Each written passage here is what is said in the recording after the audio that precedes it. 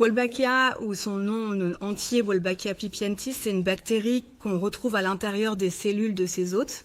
Elle a été découverte et analysée dans les organes reproducteurs d'un moustique qui s'appelle Culex pipiens par Hertig et Wolbach, d'où son nom, en 1924. Dans les années 70, le constat est fait que les mâles des souches infectées sont incompatibles avec les femelles de la même souche traitée par antibiotiques, alors que la réciproque est compatible.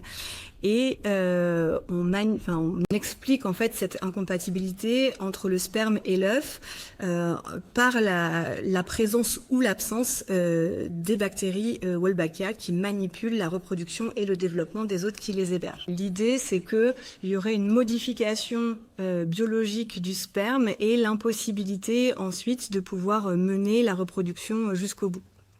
Alors, le phénomène consécutif à cette incompatibilité, on le désigne en biologie sous l'expression de male killing, donc le fait de tuer les mâles.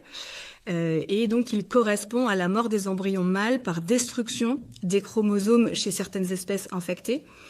Et l'idée biologique, du coup, c'est que les bactéries, parce qu'elles se transmettent principalement par les femelles, elles vont biaiser ce qu'on appelle le sex ratio, c'est-à-dire le rapport du nombre de mâles et de femelles au sein d'une espèce, des populations qu'elles infectent en faveur des femelles pour qu'elles puissent se transmettre et assurer du coup leur invasion et leur persistance dans les populations. En gros, elles ont besoin de pouvoir se transmettre. Comme elles se transmettent par les femelles, elles vont avoir besoin que les femelles soient de plus en plus développées. Une des stratégies, c'est de tuer les embryons mâles pour favoriser du coup les embryons femelles.